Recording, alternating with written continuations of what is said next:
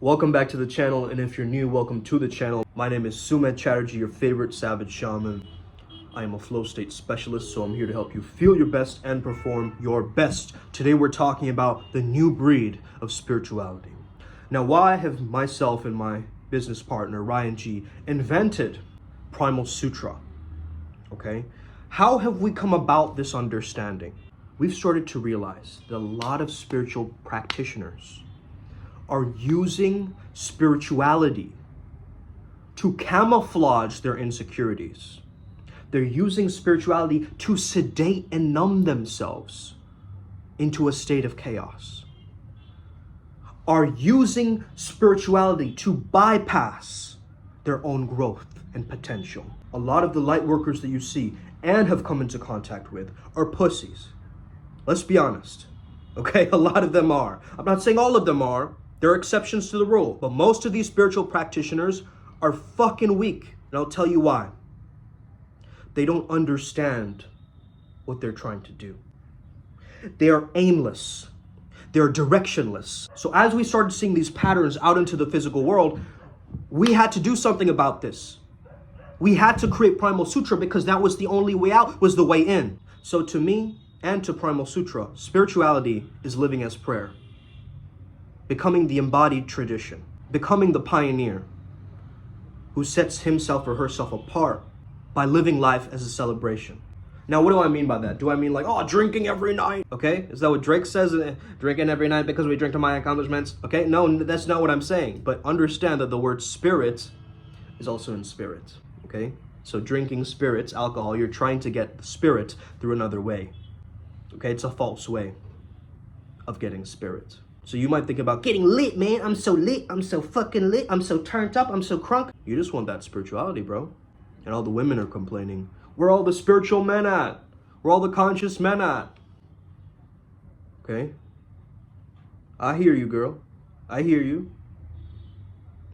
But also, what are you doing to magnetize that man towards you? You see, spirituality is the attainment of fluidity. Now, fluidity is a luxury of choice. It's freedom. You have range, you have reach, you have adaptability, you have versatility. You can traverse this world as a wave, as ease, as a flow Jedi. But the more you go into these abstract thoughts and concepts and try to wrap yourself up in those, you'll be more confused, meaning more separate. So once we see this fluid as water, our spirit is water. It is fluid. It is something liquid. When Descartes said we have animal spirits, he meant that we have this archaic evolutionary biology, this bioelectrical flow, this primal flow within ourselves. Both East and West are attaining this goal of fluidity. And I'm truly here stepping up as a thought leader to remind you of this today, because this is the new breed of spirituality. Most spirituality is putting in effort. We're telling you become effortless. Most spirituality is about suppression. I'm going to dam the water, okay? I'm going to add and suppress. I'm going to try to dominate the mind into submission. However, this mental fascism model isn't going to work for so long, okay? You can try it. After a while, you start to feel worse. You'll start to feel more confused. But if you understand that your thoughts are a product of the body, your thoughts are actually a product of your body, aka your subconscious mind. Now trust me, if you just hear this today, you're gonna save yourself years of therapy. The framework for mental health is general health, which includes the body, physical health, okay? If you do physical things and get your body to feel that way, your thoughts will reflect how your body feels. But if you're sedentary, if you're in one place, you're not moving, you're not doing anything with that energy, it's gonna get stagnant. So a lot of people, yeah, they're meditating, but how are they meditating? Okay? They're trying to meditate, they have a thought, they kind of push away that thought. No, stay away from me. I don't know. It's like swatting flies. Okay? But what do the priest class do that is different? that they keep hidden from you. This is why we've started this archetype of the priest beast, okay? Understand that actually, the priest class did physical movement, yoga, tai chi, martial arts, okay, bioenergetics, the Shaolin monks in the temple. So this new breed of spirituality is all about creating a physical culture where we what? We train our fluidity. And by training our fluidity, we also train our charisma. Charisma was attributed to something godlike, associated to religious preachers and so forth. So what do? We train our joints, we train our voice, we train the way we walk, we train our gestures, we train our character. The word itself, the etymology itself, meaning to carve. So we must remain the uncarved block, and then from there we can carve. Now you might have noticed in religion and in spirituality, there are hella sketchy things happening. This comes from, again, the idea of hiding. Okay, the idea of not sharing. We got to consider that both heaven and hell is within us, and we are the one maintaining it internally. Okay? Yes, it's out there, but how do you communicate and respond to these beings on the other side? It's through you. You as the mystic. You've got to be centered internally. You can't be dabbling in wishy-washy with this thing. Oh yeah, I didn't meditate today. I didn't do any yoga today. Oh, I have my 9 to 5 work. You realize that when you tap into your spirituality, you'll get more wealth, you'll get better relationships, you'll have better health. You cannot be the spiritual man or woman if you keep things all stored up inside and you start repressing all of your true desires. This is why healing and spirituality merge. So therefore, you understand that your physical grace creates your mental grace. Enlighten, okay? It's not enharden, it's enlighten. It's not en heavy en, it's enlighten, meaning you are functionally weightless. You're not being tied down by heavy dogma, burdens, traumas of the past, subconscious blockers that are what? Keeping you heavier and heavier and heavier, sinking down and deeper and into the darkness more and more. Maybe you're used to this Platonic worship of the divinity of form. Perhaps you're more so associated with the Christian understanding. Now, the Christian understanding is actually a beautiful one. Christ being crucified like this, think about this. This is a power pose, okay? This is the most vulnerable state you can give yourself because it's across this line. This is the most vulnerable line of the body, right? The face, the organs, internal organs, the genitals, all of this is being splayed out. And we understand that from Da Vinci's symmetry of the same image, the Vitruvian Man. These are a lot of secrets in this video I'm giving you guys, okay? This is not some bullshit ass video that you click on and you're like, oh, I'm gonna learn about flow state today. Yin Yang are the two hemispheres of your brain. The cross, okay, heaven and earth combined. Heaven up, earth, groundedness. Heaven on earth, how can you do that? The Star of David, all the elements, okay? Same thing, splayed out. Now in the King of Solomon tradition, they understood.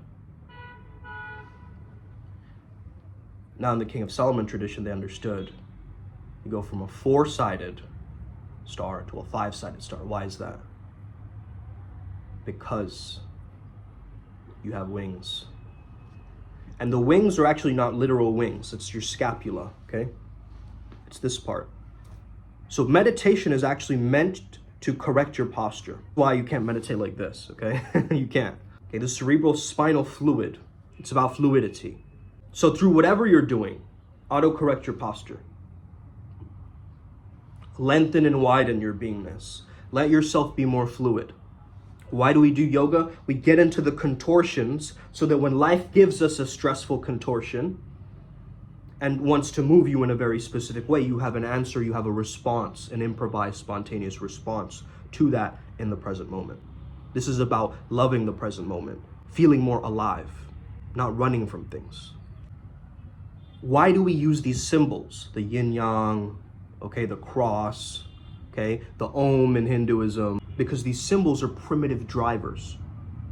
It's your driver's manual. You get that? That symbol that either you've created as a sigil or something else. That symbol, which is religious in nature, it represents something. Each symbol of each religious school of thought represents something. To receive, Kabbalah. To surrender or to submit, Islam. Christ, associated with cross. Wu-Wei, one of the great examples of this type of fluidity. Okay, effortless effort, the action of non-action. Now, spirituality is not about numbness or apathy. This is the opposite of flow state, and I think this is one of the core reasons of evil on this planet, is your apathy. This apathy helps you bypass things, ignore things, push things away, create greed, okay, create all these negative emotions, all by you, numbing your pain through different substances, different things you're doing. You're just numbing it, you're just numbing it, you're just numbing it. All these medications that Big Pharma keeps giving you, just numbing it. And your ego seeks this dynamic balance for both hemispheres to work. So symmetry is beauty, and beauty is health. The point of meditation is not to stop your thinking, okay? Or suppress your urges, or to escape reality. Okay, a lot of people use meditation to escape reality rather than confront and face reality, okay? It's about lengthening the spine, number one. It's about playing with the energy. What kind of energy? The energy that flows through your body. Becoming aware of that. The thoughts are secondary. The thoughts are coming from a bad energetic system. You want your blood flow to run through your whole system. And if you're doing yoga and you go to a very flowery yoga studio, okay, in Arkansas or something, or a yoga mom is teaching you about the mimicry of certain poses that you can't even pronounce the Sanskrit names, instead of you are growing into the poses. You are easing and relaxing into the poses. You're not trying to imitate. You see, as children, we learn through imitation, but you got to understand, as an adult, you're willing to live and to die for a concept. You stand for something as an adult. As a child, you're free to just explore and roam the world and la la la, okay? Daydreaming, but as an adult, we daydream with intention. We visualize with intention. We have a purpose in life. So drop this childish act of spirituality. Using spirituality to try to, justify certain things about you or do certain things. Fuck all that.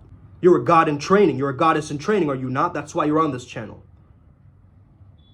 You have this power, this urgency burning inside you to transform, to go beyond form. So chanting targets the soft tissue in the body, and that vibration provokes release, provokes awareness to rise. You ever stop doing physical exercise and you start feeling like crap? This is the reason why, okay? Your body's got to be graceful like the mind. And this doesn't mean to go into the trend of I'm going to the gym.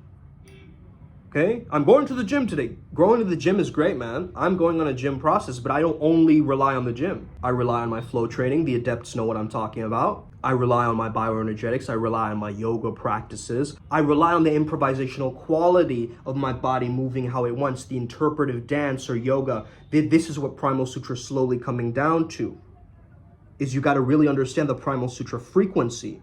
And through your mind, body, spirit practice each day, using the dragon path work and using these different elements to come together and release and gain awareness and assign yourself to a higher consciousness, a cognitive impact.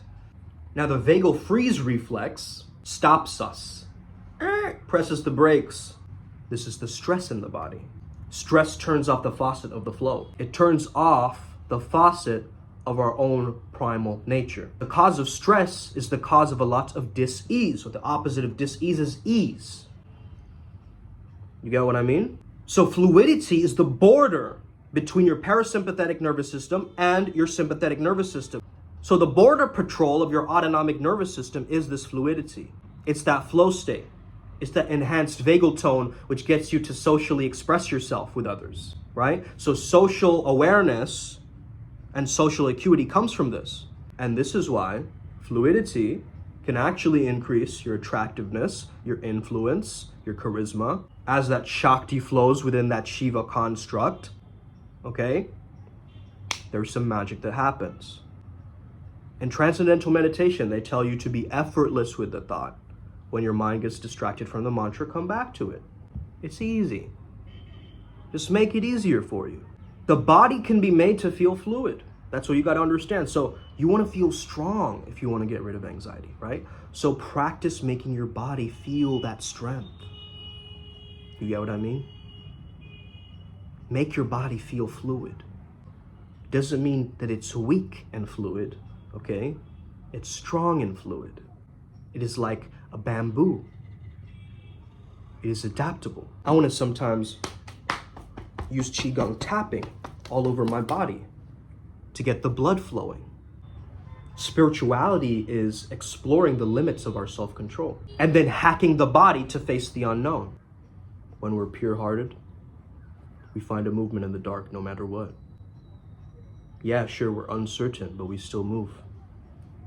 A lot of Western spirituality, okay, insults the human form. The body is a sin, the sexuality is a sin. You're gonna get punished. Inciting you full of fear and dis-ease. It's the Hegelian master-slave dynamic. You guys get that?